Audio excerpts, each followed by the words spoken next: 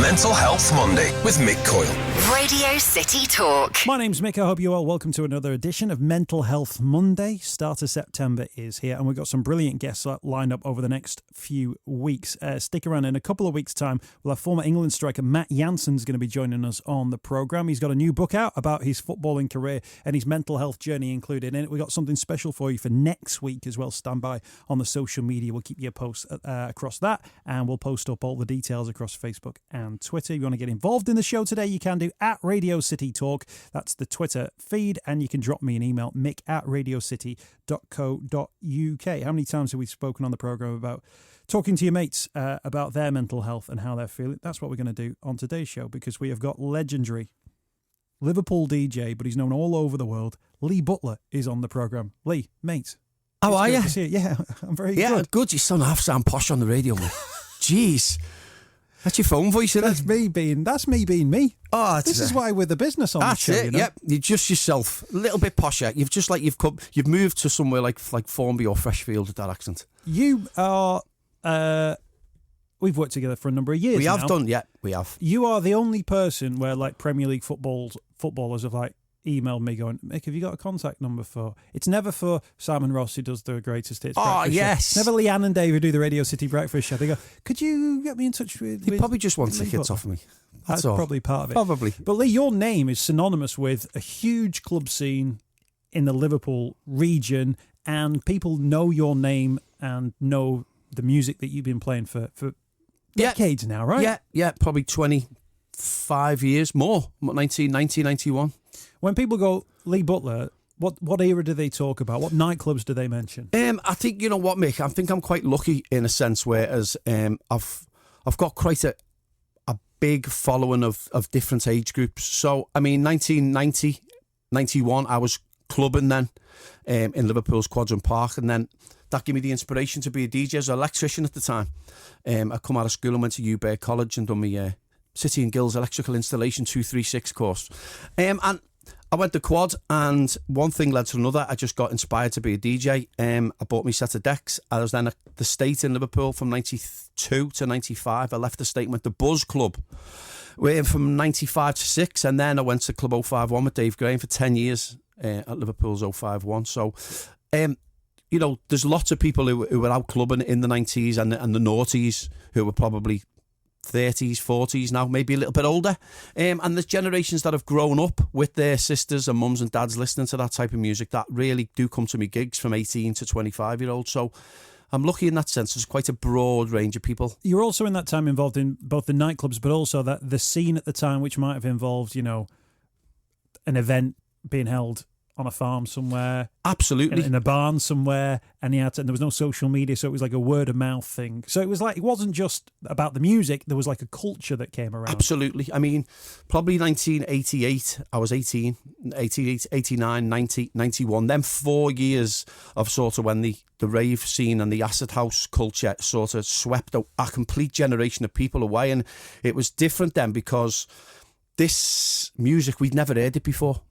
You know, nowadays the youngsters have grown up listening to house music and dance music, whereas then, 88, 89, 1991, it was this new sound of acid noises and screaming pianos and Italian house and big vocals and massive beats. And we were just like, wow, what's this? So there was loads of illegal raves. You know, there was up in Blackburn, in Winwick, Charnock Richard, Warrington was quite a few.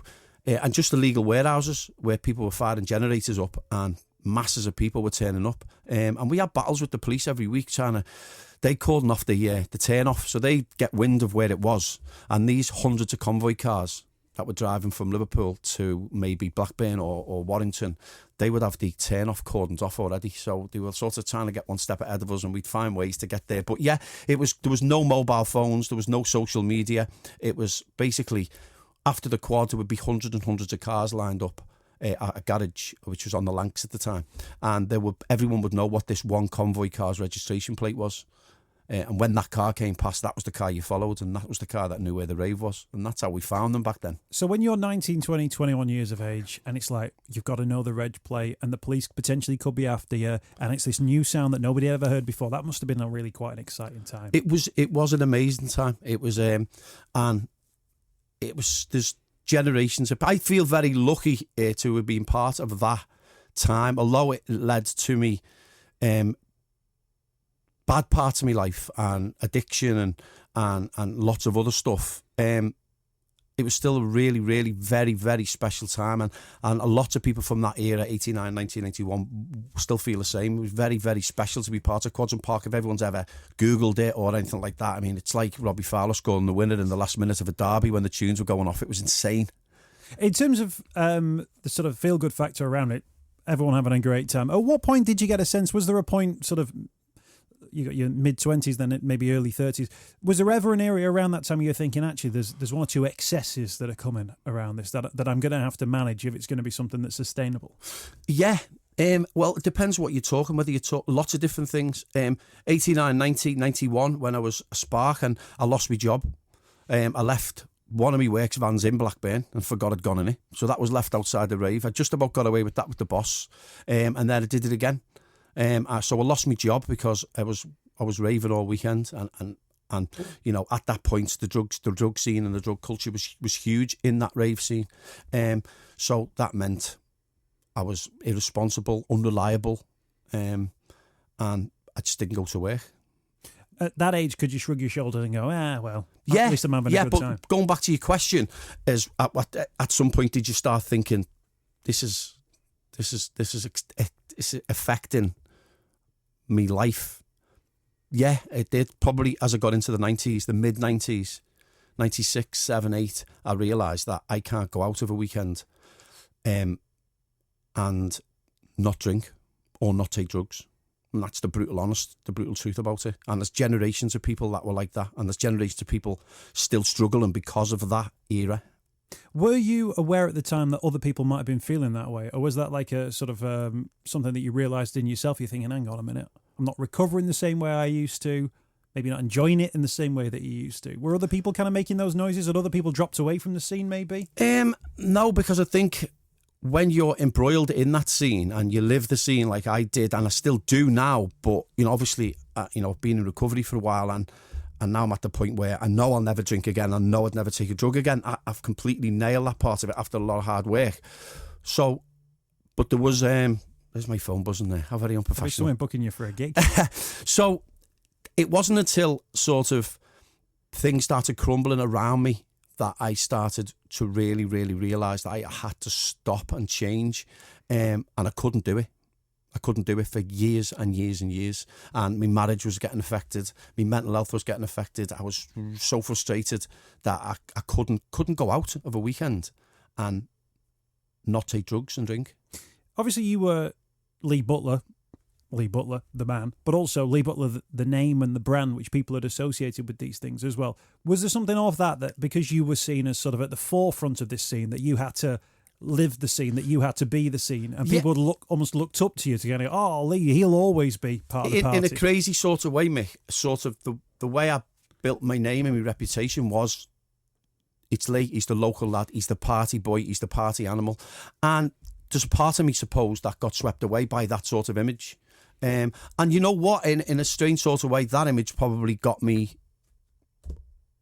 quite a bit of me success and me following, because I was just partying with everyone else. It wasn't all about playing music for me. I was embroiled in the night and the club and scene. So people knew that I was partying with them. So these generations of people who were coming and raving and taking ecstasy and drinking, I was doing the same thing. So not saying that's the right thing. I'm just saying I was part of their scene with them. I know that over the years, people have kind of come to you and sort of had conversations in a similar conversation to what we're having now about their experience at that time. And I just wondered whether or not you had those conversations with other people who kind of went, oh, you know what, during that time I was getting depressed or I was struggling.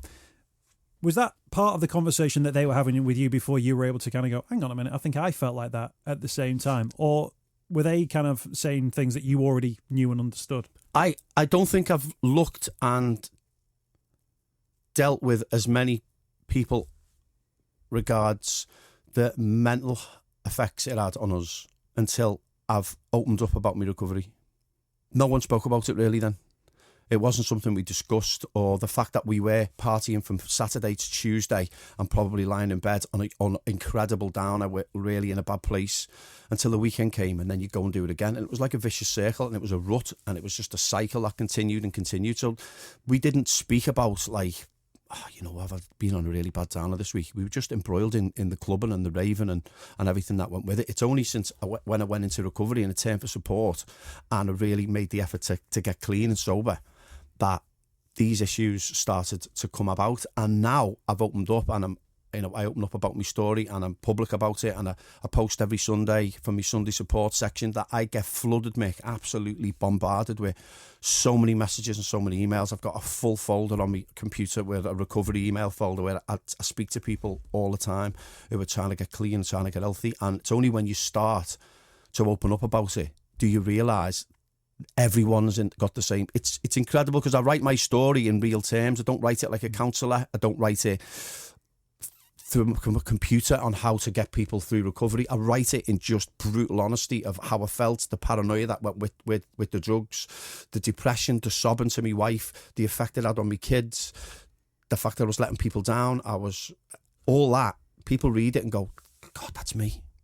That's me. And they reach out more than they would fancy walking into an addiction centre or an AA centre, because these people that are contacting me, They don't want it. They feel uncomfortable going into them places. They feel like they can speak to me, luckily, a bit more than they can turning for that support. Do you think in a different world, some people would look to you and kind of go, Lee, all those nights you organised, and all those drugs that we took, and all those nights that we spent in fields, and all those nights we spent on downers the following week, I was trying to keep up with all my mates who were trying to cut up with their mates who were trying to keep up with you. Has anyone ever... In another world, I could see that some people would go, Lee, that scene that you were part of and a lot of other people were part of, that's now part of a really negative part of their life from a mental health point of view. Have you ever had any comeback like that? Absolutely, loads, yeah.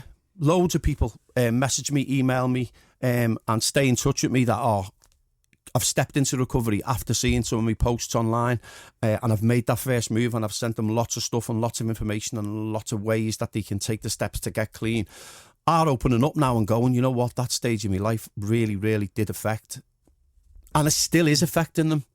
There's so many people, Mick, that are like exactly like I was, that are stuck in the midst of just functioning, but don't know where to turn and don't know who to say anything to. They're just going out, they're snorting cocaine every weekend, they're drinking, it's affecting their marriage, their life. I mean, I don't just have these people turn to me. It's lots of their partners, lots of wives or mums message me and say, look, I'm reading your story. I'm just like reading my guy. It's about my fella. He's not coming home. He's not going to work on Monday. He's so upset on Tuesday. He's sobbing in a bathroom to me. He's saying, I can't believe I've done it again. I can't stop. And that's how it is. But those 20-year-olds in 1990, what are they?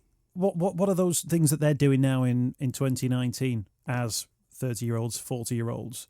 What are the things that you mentioned cocaine there. So has ecstasy moved on and now cocaine's become a thing? Yeah. And that was my addiction. It wasn't just cocaine. I was drinking. At first in 1991, it was all ecstasy right the way through. But then as soon as I started using cocaine, it's just such a horrible drug, Mick. It strips you of everything. You don't care about your responsibilities. You don't care. All the things that are important to you become bottom of the list.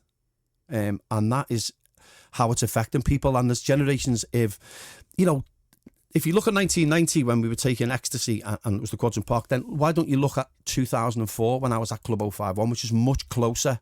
So lots of 18-year-olds were going to Club 051 in 2004, probably younger with the fake ID. They're probably only 35. And they're still going out and they're still taking drugs and they want to stop. And it's finding the strength to get them to talk about that part of them that wants to stop, because there is a part of you, and this is what I write, if you've got that voice, that right inner voice, that part of you that is saying to you somewhere, I need to stop this. But isn't part of the issue in terms of somebody deciding they want to talk about it? Part of the issue is that they're talking about their almost relaxation time. It's the Friday night, it's the Saturday night. That's how they relax. It's just that what they've found as their relaxation thing has become this unsustainable thing, which leaves them feeling the way that they are. For a lot of people, they'll think, well, that's the way when I'm not at work or I'm not with the family, that's the way I go and relax. That's the way I've taught myself, and my groups of friends have taught themselves to relax. That's the trick of addiction, Mick. That's the trick of addiction, because that isn't relaxing. Take it from someone now who's going to enter their third year at not drinking and not taking the drug. I've replaced all that nonsense and madness and staying awake and letting me missus down and letting the kids down and not going to work and being unhealthy and not going to the gym and everything else that goes with using drugs and being addicted every single weekend and drinking Saturday, Sunday, Monday, Tuesday afternoon, still going to the offie, getting someone to drop me ale off. You replace, how's that relaxation? It's the addiction tricks you into thinking that is your form of relaxation, and it isn't. Relaxation now for me is switching off in the house or getting the kids and going for something to eat or driving somewhere nice. And but you got to learn those alternatives, haven't you? Of course you have. Of course you have. And that's when you think that your form of the biggest thing the biggest battle I had myself, and I have when I'm speaking to people who turn for me for some support and some advice, is getting the message across to them that they're not going to be missing out when they stop. That's the blag of addiction. That is the blag of the addictive voice. And that part of you that wants to keep using. There's an addictive voice that just wants you to take drugs. Doesn't care about your family, doesn't care about your job, doesn't care about your health, your wealth, your ambition, your get up and go, your desire, your drive, nothing. All that part of you, that addictive voice wants, is for you to go out and use drugs. And until you learn that you're not missing nothing. People, the battle I had, we're thinking, I'm going to be a bore. I'm going to have nothing to do. What am I going to do with myself? If I stop, if I don't drink again, if I never, ever, ever, ever have a drink again in my whole life, I'm never going to enjoy myself. That's the addiction trying to keep hold of you. That's the battle. Once you beat that battle and realise, get some good quality clean time under your belt, your mental health improves, your get up and go comes back, your ambition comes back, your creativity floods back, your relationship gets better, you do nicer things.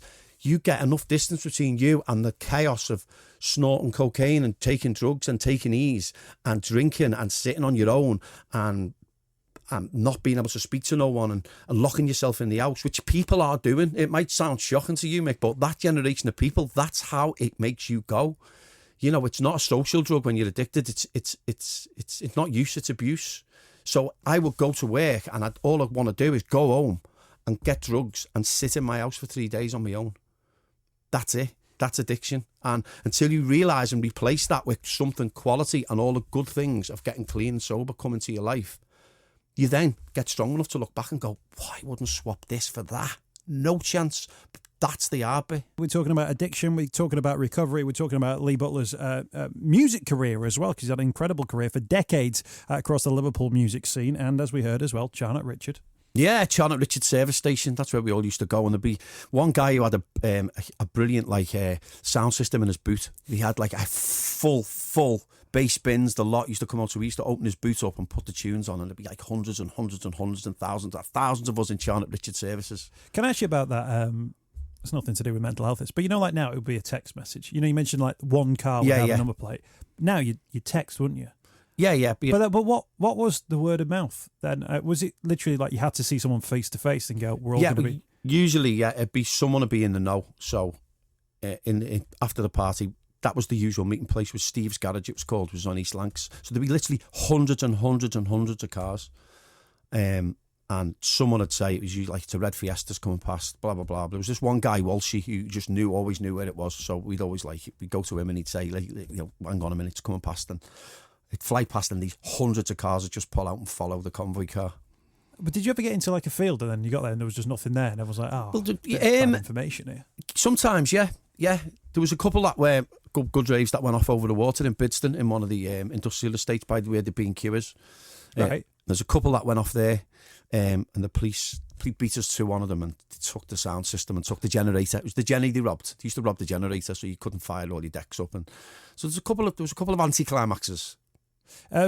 I guess you've got no regrets about being part of that sort of like slightly put the illegal stuff aside, but it must have been very exciting at that time There's a part of you think, you know what, if you could sustain that and do it in a way that everybody was safe and everybody could have a good time, and you could come back and do it every single week, and you wouldn't have the ill effects of it. I think if you could do that, you'd have an incredible industry on your couch. You would do, yeah. And you know what? When I'm putting my club nights on now, I do try and recreate that. We've got something called a secret rave, which I do, which is you don't know where you're going. So the secret rave is you actually buy a ticket and you do not get any information about the event at all, except via an email on the day. And the email is a meeting place. So I will meet everybody at that meeting place and I will then walk them to the rave. So we're trying to recreate that sort of, I don't know where we're going, I don't know where we're going to end up, I don't know where the party is. We're recreating that type of thing. But it was the early scene and that's how it was. And like you can never recreate the first time. I just don't think it's possible. Can I touch on low points? You mentioned there crying, uncontrollable crying to your partner. Yeah.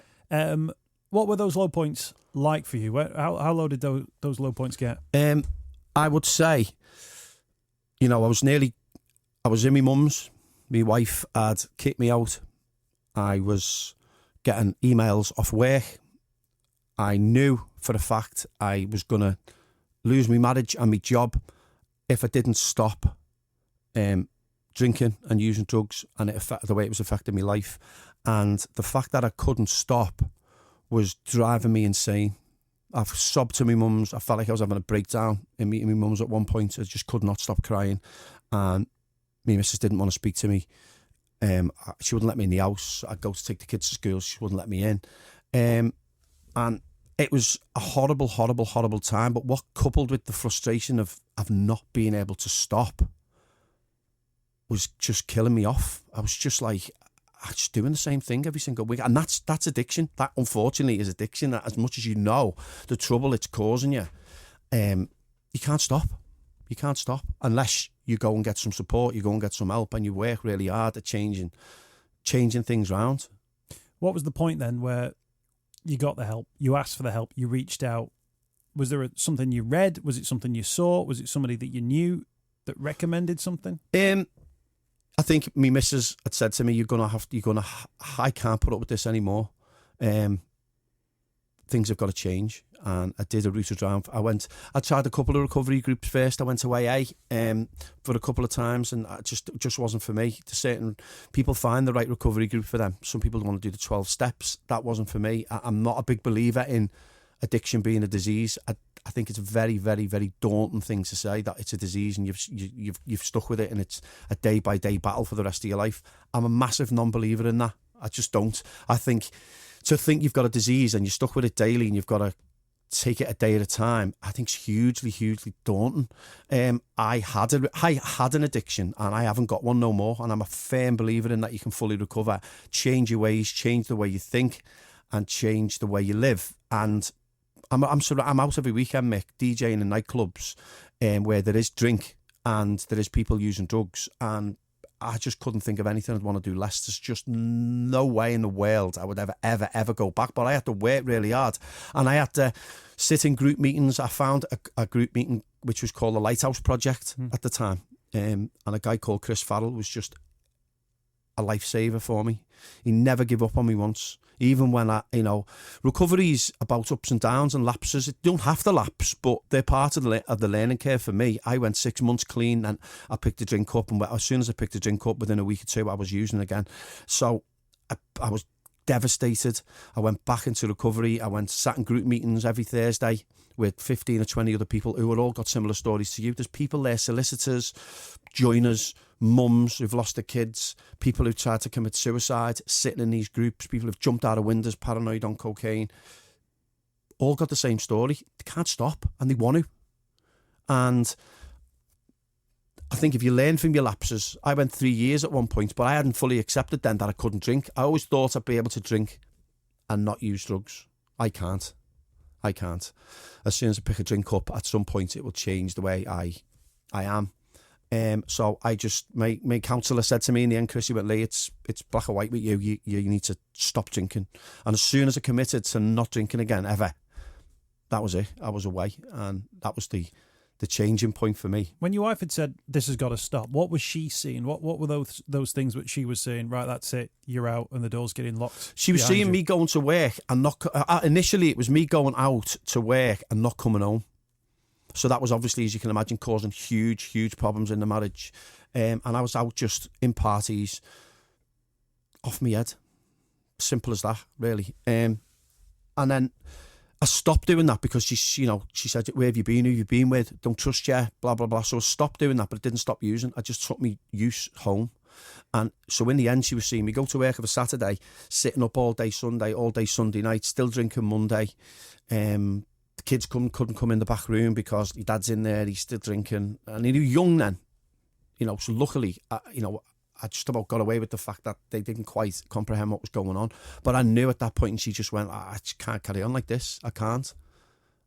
So now, I hope you don't mind me saying, you look the picture of health. Mick, honestly, if there's one thing I want to give to this interview, it's the inspiration for people who I know are getting in touch with me online, and I'm keeping in touch with, and I'm making the changes that.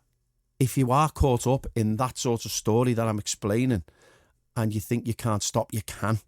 You can. And don't be fooled by your addiction or your addictive voice telling you that you're going to be a bore. Life's not going to be the same. You'll never go out. You can't watch the match. You're never going to be able to go to boxing.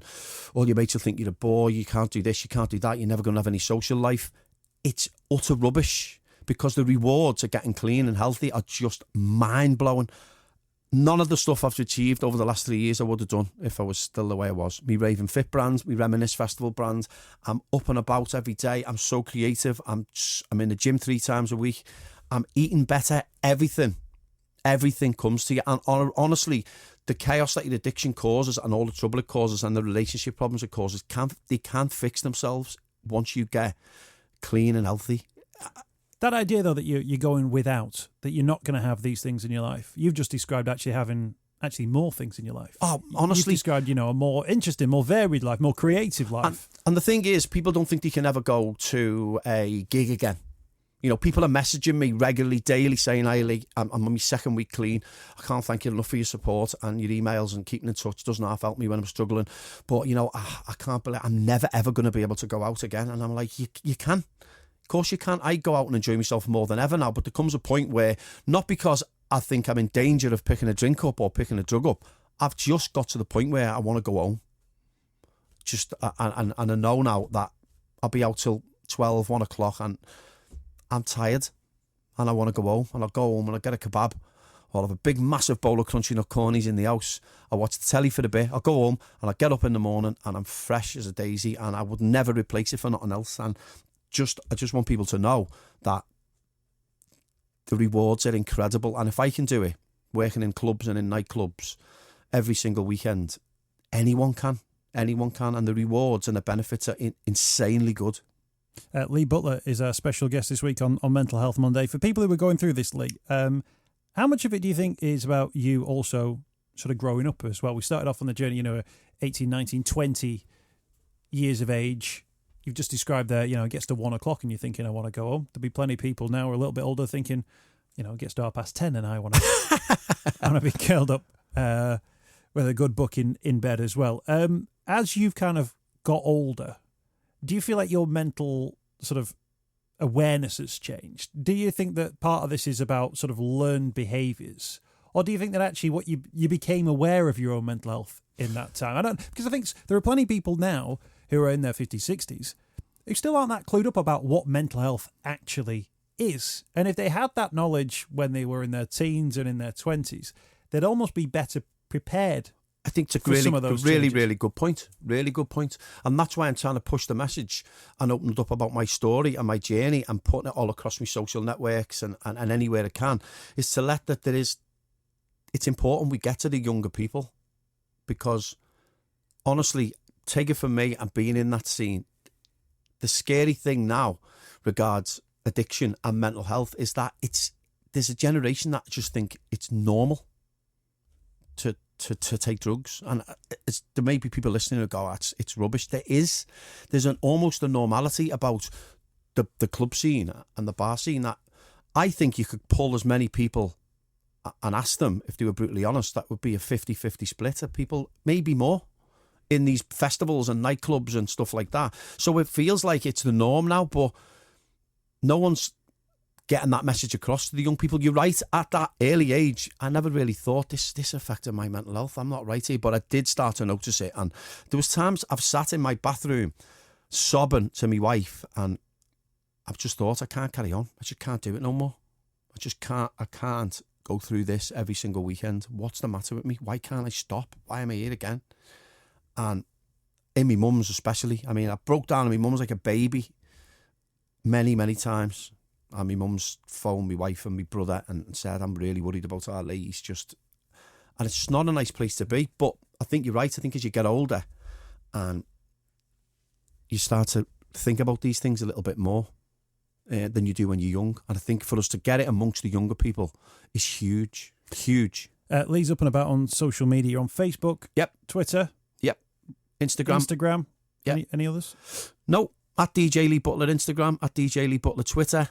Lee Butler Radio City on my Facebook, and there's loads of posts about recovery and addiction on there, and loads of advice and places to turn as well. And there's regular Sunday posts as well. Lee Butler, absolute pleasure, Lee. Thanks you, Mick, for coming on the programme. My pleasure. I'll do my normal voice off air now. Good lad. Mental Health Monday with Mick Coyle. Radio City Talk.